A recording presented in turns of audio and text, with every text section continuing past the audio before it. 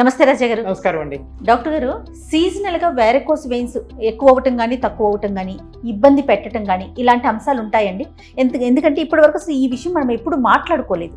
Definite గా అండి, varicose veins లో చాలా సీజనాలిటీ చూస్తాం మనం.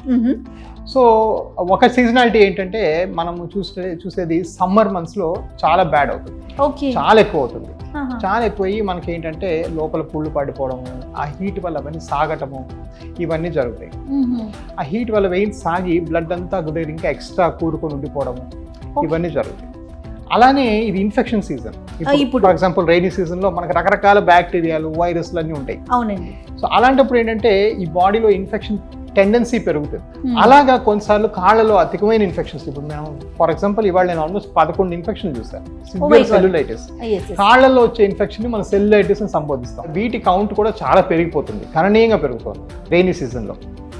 అలానే కొంచెం వింటర్ వచ్చేటప్పటికి కాస్త టెంపరేచర్ సర్దుకొని కొంచెం శీతలంగా ఉండటం వల్ల ఆ వెయిన్స్ అంత సాగవు. సో వింటర్ లో కొంత ఇంప్రూవ్మెంట్ కూడా చూస్తాం. టు బి ఫేర్, ఇక్కడ మన ఒక రాంగ్ కాన్సెప్ట్ ఏంటంటే ఈ వింటర్లో తగ్గిపోతే ఇది అయిపోయిందిలే, ఏదో ఒక మంత్ బాధ పెట్టింది, అవి మట్టికి ఏవో తగ్గిపోతాయి అనుకోవడం చాలా పొరపాటు. కానీ వింటర్ లో పెయిన్స్ కూడా ఎక్కువ ఉంటాయి కదండి. ఇప్పుడు మనకి ఏదైనా నొప్పి తగిలితే కొంచెం పెయిన్ ఎక్కువగా ఉంది అని అనుకుంటాం. ఓవరాల్ గా పెయిన్స్ ఎక్కువ అవుతాయి. బట్ ఈ అక్యూట్ ఇన్ఫెక్షన్ అంటే బాగా వాచిపోవటం, సెల్యులైటిస్, ఎర్రగా అవటం, కాలు ఉబ్బిపోవటం, ఇలాంటివి అంత గమనించాం వింటర్ లో. అందువల్ల చాలా మంది ఏమనుకుంటారంటే యాక్చువల్గా సమ్మర్ లో చూపించుకొని మేము ఏదో వింటర్ సమ్మర్ లో చేయించుకుంటాం ఆపరేషన్. కొంతమంది ఏముందిలే అంతేం పెరగలేదు, if anything I'm feeling better అని కూడా ఆపేసిన సందర్భాలు చాలా చూసాం. ఓకే. సో ఒక్కసారి వారికోస్ ఫామ్ అయినాక ఇవి కొంతవరకు 5-10% వేరియన్సెస్ అంతే. ఓవరాల్ గా ఒకసారి వారికోస్ వచ్చినాక అవి తగ్గిపోయే అవకాశం లేదు. ఇక్కడ టేక్ హోమ్ పాయింట్ ఏంటంటే అవి మట్టిగా అవే ఏదో సీజనల్ వేరియేషన్ రావటమే కానీ అవి తగ్గిపోయే అవకాశం లేదు. దానికి ఖచ్చితంగా మనం ట్రీట్మెంట్ కి వెళ్ళాల్సిందే. అబ్సల్యూట్లీ ట్రీట్ చేస్తేనే తగ్గుతాయి. ట్రీట్మెంట్ విషయంలో సీజనల్ గా చూసుకుంటారు అంటున్నారు కదా, అట్లా ఏమన్నా ఉంటుందా డాక్టర్ గారు? సో ట్రీట్మెంట్ విషయం చూస్తే సీజనాలిటీ పెద్దగా ఉండదండి. అసలు అలాంటి సీజనాలిటీ మెయింటైన్ చేయకూడదు కూడా. ఎందుకంటే దానివల్ల ఏమీ అసలు పెద్దగా ఉపశమనం ఉండదు. మనం మాట్లాడుతున్న ఈ సీజనాలిటీ అంతా కూడా 5%. 95% లోపలైతే సర్క్యులేషన్ ఫెయిల్ అయిపోయి కుళ్ళిపోతుందో, బాడీ చెడిపోతుందో అది అనేది మారదు. ఓకే. సో ట్రీట్మెంట్ అనేది ఇమీడియట్ గా జరగాలి, ఇమీడియట్ గా చేసుకోవాలి. As soon as we notice the problem చేసుకోవాలి. ఓకే. అది కూడా ఎక్స్పర్ట్స్ దగ్గరికి వెళ్ళి చేయించుకోవటం. ఎందుకంటే మనం N number of hospitals, N number of doctors ని చూస్తూ ఉన్నాము. ఎక్కడికి వెళ్ళాలి అనే ఒక కన్ఫ్యూజన్ కూడా మనకి ఆడియన్స్ లో కనిపిస్తూ ఉంటుంది, పేషెంట్స్ లో ముఖ్యంగా. ఎలా చూస్ చేసుకోవాలంటారు? ఇది చాలా మంచి క్వశ్చన్ అడిగారండి. ఎప్పుడు కూడా నాకు పేషెంట్స్ కూడా అడుగుతుంటారు, మరి మీ బ్యాక్గ్రౌండ్ ఏంటి డాక్టర్ గారు, మీరు ఇంటర్నేషనల్ రేడియాలజీ అన్నారు. కొంతమంది ఏమో like one of the biggest surgeons, vascular doctor in India, ఆయన పేరు షోయబ్ పడారియా, ఆయన కార్డియాలజిస్ట్. Oh my God. వేరేజ్ మనకు తెలిసిన కొంతమంది వాస్కులర్ సర్జన్స్ కూడా ఉన్నారు. సో అమెరికాలో మనం చూసామంటే ఈ వారికోస్ వెయిన్స్ చేసే వాళ్ళ సంఖ్య 100 మంది డాక్టర్లు అంటే అందులో 35 మంది వాస్కులర్ ఇంటర్వెన్షన్ రేడియాలజిస్ట్ నాలాంటి వాళ్ళు. ఓకే. ఒక 32 మంది కార్డియాలజిస్టులు, ఒక 35 మంది వాస్కులర్ సర్జన్స్. సో 1/3 విభజించబడింది. So what is the common thing అంటే మేము ముగ్గురం కూడా రక్తనాళాల సమస్యల్ని హ్యాండిల్ చేయగలము. సో ఎవరైతే రక్తనాళాల సమస్యలు, కార్డియాలజిస్ట్ గుండెల రక్తాలను బాగు చేస్తాడు, వాస్కులర్ సర్జన్ రక్తనాళాలను బాగు చేస్తాడు, వాస్కులర్ ఇంటర్వెన్షన్ రేడియాలజిస్ట్ కూడా రక్తనాళాలను బాగు చేస్తాడు. సో ఎవరైతే మరి మీకు రక్తనాళాలను బాగు చేసే కెపాసిటీ ఉంటుందో వాళ్ళే పర్ఫెక్ట్ డాక్టర్స్. మరి వాళ్ళు ఎవరు మీకు పర్ఫెక్ట్ అంటే దానిలో మోస్ట్ ఇంపార్టెంట్ మనం గమనించాల్సింది ఎక్స్పీరియన్స్. ఫర్ ఎగ్జాంపుల్ నేను అనుకోండి, నేను ఓన్లీ వాస్కులర్ ఇంటర్వెన్షన్స్ చేస్తాను, పైపెచ్చు అందులో ఓన్లీ వారికోస్ వెయిన్స్ ఎక్కువ చేస్తాను.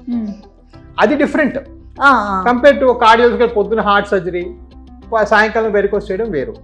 ఒక వాస్కులర్ సర్జన్ బ్రెయిన్ బైపాస్ చేసి నెక్స్ట్ డే వారికోస్ వెయిన్స్ చేయడం వేరు. ఎందుకంటే ఇది ఒక ఎక్స్ట్రీమ్లీ కాంప్లికేటెడ్ సైన్స్.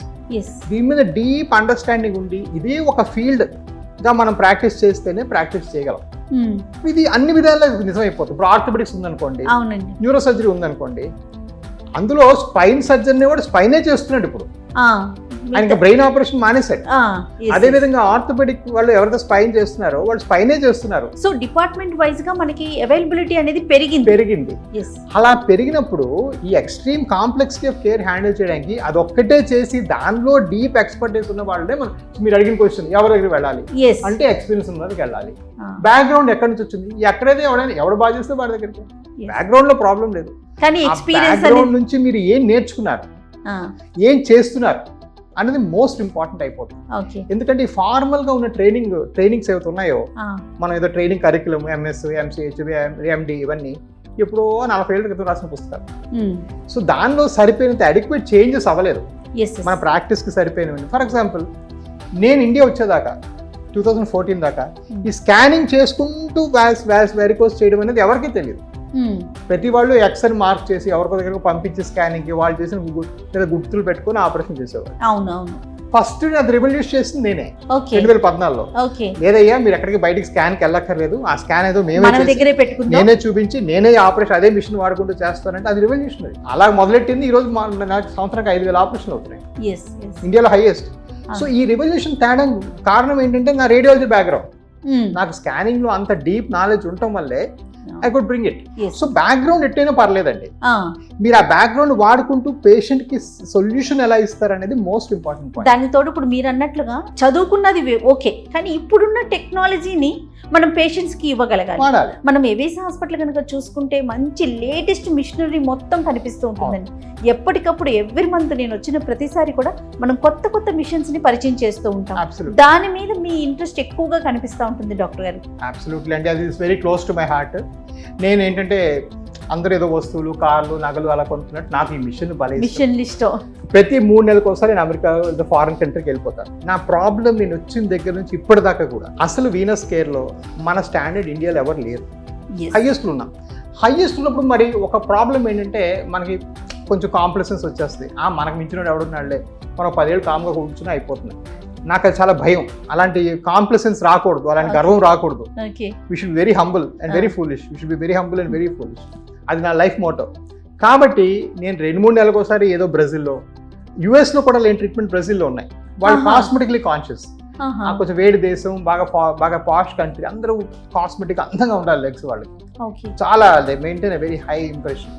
అందుకని ఆ బ్యూటిఫికేషన్ కోసం ఆ ఎర్లీ వెరికోస్ వెయిన్స్ ట్రీట్మెంట్ అయితే ఉందో ఆ మాడ్యూల్ అంతా నేను బ్రెజిల్ నుంచి దింపాను. అమెరికా లేదు అది. మెయిన్ అంటే హాఫ్ ఆఫ్ అమెరికా చల్లగా ఉంటుంది, పొడుగు దుస్తులు వేసుకుంటారు. సెకండ్ హాఫ్ అమెరికాలో ఇన్సూరెన్స్ లేకపోతే ఎవరు ట్రీట్మెంట్ చేసుకోరు. ఈ కాస్మెటిక్ ట్రీట్మెంట్ ఇన్సూరెన్స్ కవర్ చేయరు. కాబట్టి నేను ఇన్సూరెన్స్ లేని కంట్రీ ఏదో బ్రెజిల్ ఎత్తుకుని అక్కడికి వెళ్ళి 2 వారాలు ఉండొచ్చాను. వాళ్ళ దగ్గర ప్రతి మిషన్ రాత్రి ఇంపోర్ట్ చేశాను. అసలు ఇంపోర్ట్ ఎంత కష్టమైందో, 2.5 నెలలు పట్టింది ఒక మిషన్ తేడా. బొంబాయిలో స్టక్. వాళ్ళకి తెలియదు ఇది మిషన్ ఇండియాలో ఎందుకు వస్తుందంటే ఈ పర్పస్ అంటే ఈ పర్పస్ లేదే మా బుక్ లో అంటాడు. మళ్ళీ సెంట్రల్ గవర్నమెంట్ పర్మిషన్ తెచ్చుకొని మీరు తెప్పించాం. సో ఈ మిషన్స్ కొనటం ఇదంతా ఏంటంటే it's an outcome of what is best in the world. So ఈ రోజు నేను రాసి ఇవ్వగలను as of this month, as of July 27th మీకు అమెరికాలో కానీ, న్యూయార్క్లో కానీ, బ్రెజిల్లో కానీ మీకు జబ్బుకున్న ఏ ట్రీట్మెంట్ ఆఫర్ చేస్తారో అది నేను నిక్కచ్చిగా 100th రేట్కి ఎవిస్లో ఆఫర్ చేయగలను. సూపర్ అండి. I can give it in writing. So అది నా ప్యాషన్. దానికోసం నాకు ఎంత ఖర్చున్నా పర్లేదు. I run after so many things. మీరు ఇండియన్ అవ్వటం, ముఖ్యంగా మన తెలుగువారు అవ్వటం చాలా సంతోషంగా అనిపిస్తూ ఉంటుందండి. ఎందుకంటే ఏవేస్కి వచ్చిన ప్రతిసారి నేను ఎవరితో మాట్లాడిన ఇదే చెప్తాను, కొత్త మిషనరీస్. అదొక ప్యాషన్. ఎందుకంటే పబ్లిక్ ఎవరైతే పేషెంట్స్ ఉంటారో వాళ్ళకి చాలా తేలిగ్గా, సులువుగా, కష్టం లేకుండా సర్జరీ చేయాలి, వాళ్ళంతా హెల్దీగా ఉండాలి. ఈ మోటోతో ముందుకెళ్తున్నారు. సూపర్ అండి. థ్యాంక్ యూ సో మచ్ రాజా గారు. నమస్తే.